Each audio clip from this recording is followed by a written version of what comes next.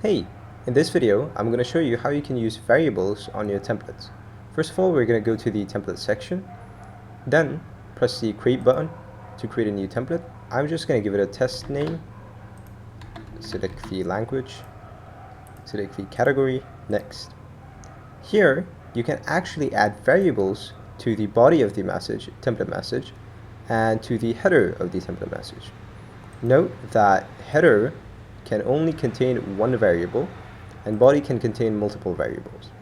So to add a variable, what you need to do is type bracket, another left bracket, then give it the number of the variable, meaning this is the first variable, so I'm going to give it 1, then right bracket, another right bracket. So this represents a variable. And you can also just click this button here to add it. As you can see, when I click this button, this variable is added. Now, a variable cannot be at the start or end of a text, meaning you cannot give a variable at the front and say your message, or you cannot give it on the end and say your message.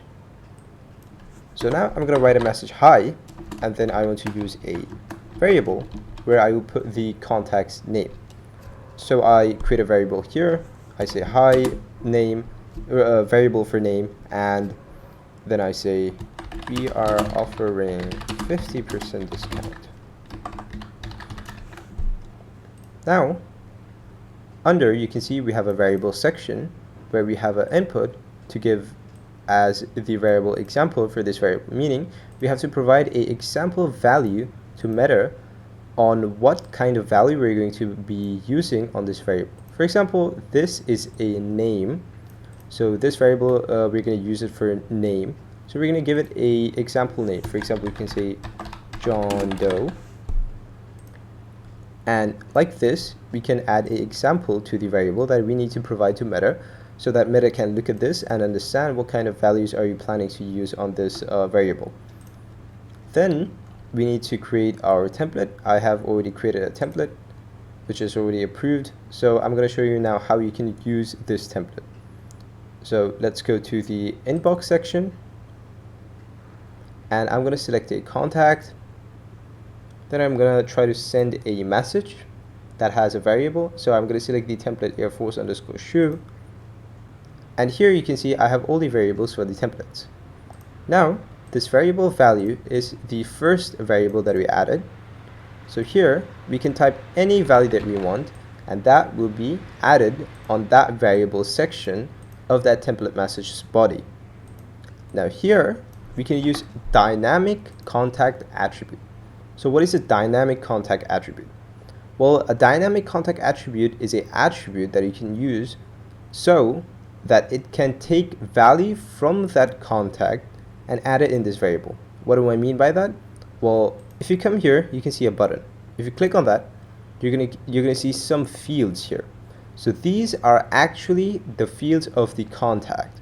So this contact has these fields, which are name, WhatsApp number, country, email, and LinkedIn URL. This is a custom field. Now, if you click on name, you can see this is added, and this will actually be replaced by the contact's actual name. In this case, Miss Danica, whatever that is. So when we actually use this attribute, whichever contact you send this message to, it is going to replace the contact's name with this variable. Meaning, on the section that we put this variable on, there, our system will put this contact's name. So let me just show you. So if I go to another contact, let's say this one, and I do the same thing, give it the name attribute here. You can also type anything here as well, but I'm just going to use the attribute, and then I need to upload an image, or a random image, and then if I send the template message, as you can see, we have hey, then we have the name of the contact. So this is how you actually use the variables in templates. Now you can also create a campaign and use the variables there. So if I just quickly show you, I select the Air Force shoe template, and it's going to show me all the inputs of it. And here I could also use the attribute or any value that I want. You can do the same thing for sequences as well.